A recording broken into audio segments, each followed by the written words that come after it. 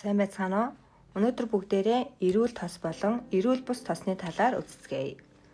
Бидний бие 30 их 80 дисээс бүрддэг. Эс болгон дотроо эргэтэнцэр цөмгээд нарийн бүтцтэй байдаг. Эс бүрийн мембран бүрхүүлийн 50% нь тархины эсийн 70% нь тос байдаг. 1970-ад оноос хоол тэжээлийн хүснэгтэд өөх тосыг 3 цагаан хорын нэгд оруулснаар ихэнх орон хүнснээсээ тосыг хасах болжээ. Гэтэл сүүлийн үеийн судалгаагаар Европын холбооны орнуудад мартах зөнөх өвчин түгээмэл илрэх болсон.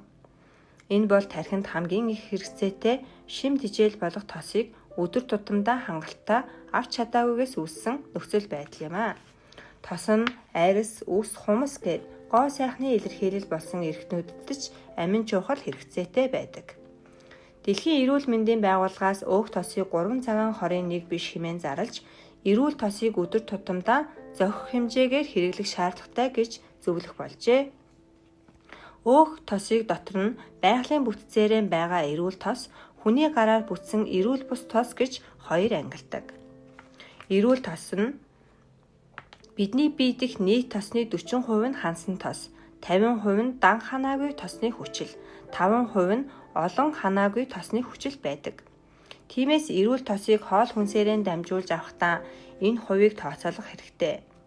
Хансан тос нь тасалгааны хэмт зарцдаг тосыг хэлдэг бол ханаагүй тос нь шингэн төлөвт байдаг тосыг хэлнэ. Эрүүл бус тосонд бүх төрлийн транс тос буюу маасал, маргарин, чихэр, шоколад, зайрмаг, түргэн хоолнд ашигладаг тос багтана. Эдгээр нь бидний эрүүл мэндэд аюултай тоснууд. Бидний бие тосон дуустдаг химийн нэгдэл хорт бохирдлуудыг адагшлуулж чаддаггүй тул эдгээр тос нь цусанд эргэлдэж цуцсны ханыг гэмтээсээр байдаг. Шар тос нь А, Е амин-дэм антиоксидантаар маш баялаг. Антиоксидант нь чөлөөт радикалтай тэмцэх зүрх судас, дархлын системд сайнаар нөлөөлдөг байна. Шар тос нь бусад тосноос илүү өндөр 160-аас 190 градусын хэмт хүртэл тэсвэрлэх чадвартай байдаг бөгөөд хоол хийхэд бусад тосноос илүү тохиромжтой байдаг. Хоньны сөл хөхөж өссөн хүүхэд өлчир чийрэг өвчин эсэргүүцэх чадвартай болдог. Түүнд агуулгадах Д, С, А, К амин-дэмүүд сулдаа, элдв хордлого, харшил, харааны хөгжилд эергээр нөлөөлж цус багталтаа сэргийлдэг байна. Мөн хоолны шингэд сайжруулж хүүхдийг тураалд оруулахгүй өөх тосыг сайн задалдаг. Ходоод нь үүнд дасан зогтсон байдаг тул гисийг эвгүй төлдөггүй байна. Өрөм. Хөөрөлсөн сүүний дээгүүр тогтсон цөцгийрхэг идээг өрөм гин.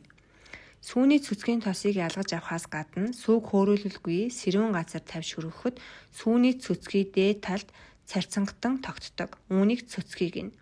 Цөцгий бол хор тайлах чадaltaй тул аливаа ногооны хор буюу уснаас харших, хүйтэн жиндэг, чийгдэх зэрэг тустай. Харин тогооны өрмийг малын гүзээ, олгой, модон саванд өдөр өдрөөр хурааж сэрүүн газар хадгалбал түүхий өрөм буюу зөөхий болдог. Үүнийг зөөхий хураах гинэ. Өрмийг ингэж хураахад түүний дотор сүүний хүчлийн эсрэг эсэлд явагдаж сүүний чихэр уургийн зарим хэсэг задардаг. Энэ урвалын үеэр түүнийг хайлж тос болгоход Монгол шар тос бий болдог.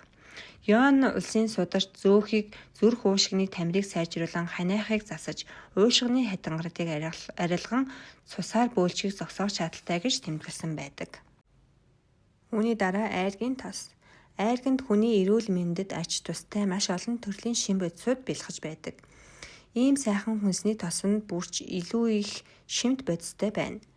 Айраг бүрэн эсэж үнэр нь хамарч соргих үеэс дээгүүр нь тос хөвж эхэлдэг. Энэ тосыг хамж аваад хүнсэндээ хэрэглэнэ. Айргийн тосонд уушгины сүрьээ өвчний нян хамгийн тэсвэргүй үржиж чадахгүй болохыг Оросын эрдэм тогтоосон байдаг. Тиймээс сүрьээ өвчний үед хэрэглэхэд тохиромжтой.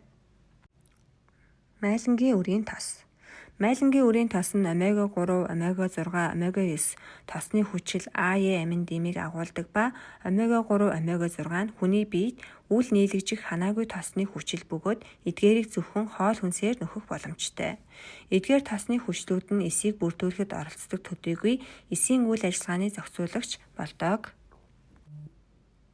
Коксын тосонд олон тооны өөх тос хүчлүүд агуулгаддагаас лаврын хүчил коксын тосны 39-өөс 54% агуулгаддаг байна. Лаврын хүчил нь бактери, вирус, мөөгөнцөр, өрөвслийн эсрэг үйлчилгээтэй байгалийн антибиотик бөгөөд энэ нь дархлааг дэмжих янз бүрийн эмгэг төрүүлэгч вирус, мөөгөнцөр, бактерийн эсрэг тэмцэхэд маш үр дүнтэй байдаг. Нэмж дуртахад лаврын хүчил нь арсны гэмтлийг эдгэрүүлж арсны нөхөн төлөлтийг идэвхжүүлдэг байх нэ.